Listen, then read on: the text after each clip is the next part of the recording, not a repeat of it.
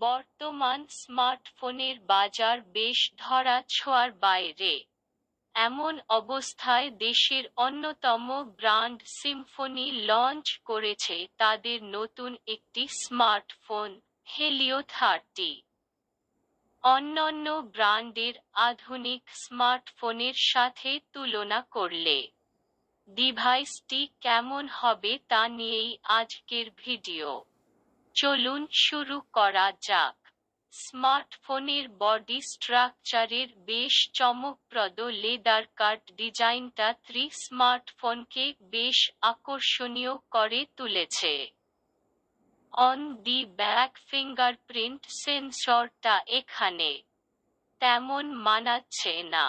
Side mounted fingerprint দিলে খুব ভালো হতো।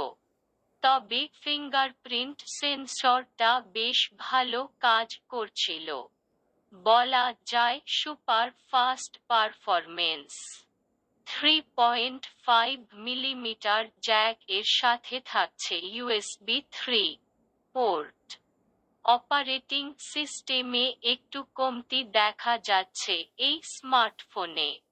অ্যান্ড্রয়েড 12 না দিয়ে এখানে দেয়া হয়েছে অ্যান্ড্রয়েড 11। তবে ইউআই জনিত কোনো সমস্যা ফিল হয়নি। এটা একটি ভালো দিক। ডিসপ্লেতে পাচ্ছেন 6.67 ইঞ্চি ফুল এইচডি ডিসপ্লে। ফিচার হিসেবে আরও থাকছে মাল্টিটাচ এবং অলওয়েজ অন ডিসপ্লে। ডে লাইটে ডিসপ্লে ভালো দেখা যাচ্ছিল। ডিসপ্লে কালার বেশ ভালো এবং 60 হার্জ রিফ্রেশ রেট থাকবে। মজার বিষয় হচ্ছে এর 108 মেগাপিক্সেল ক্যামেরা।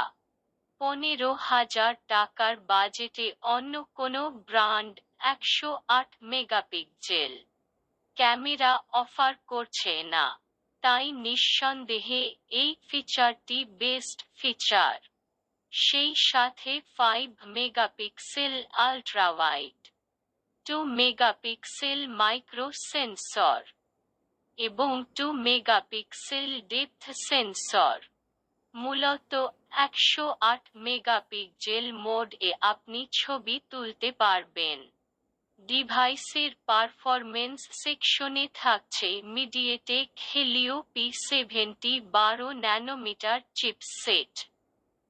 দামের কারণেই মূলত এই চিপসেট দেয়া হয়েছে।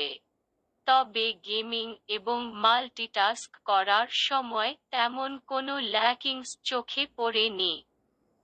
5000 মেগা এমপিআর ব্যাটারি দিয়ে মোটামুটি নরমাল গেমিং খেলে একদিন চালানো যাবে। তবে চার্জ করতে বেশ সমস্যা হবে এর 10 ওয়াট চার্জার নিয়ে। এখানে 15 বা 18 ওয়াট দিলে ভালো হতো। প্রাইস, বাজেট ও পারফরমেন্স বিবেচনা করলে এই বাজেটে এটি একটি ভালো চয়েস হতে পারে। তাই 15,000 টাকার মধ্যে ভালো ডিসপ্লে, ভালো ব্যাটারি, ভালো ক্যামেরা চাইলে হেলিও 30 কিনতে পারেন। এতক্ষণ ধৈর্য সহকারে ভিডিও দেখার জন্য এবং এরকম আরও ভিডিও পেতে সাবস্ক্রাইব করে আমাদের সাথেই থাকুন। ধন্যবাদ।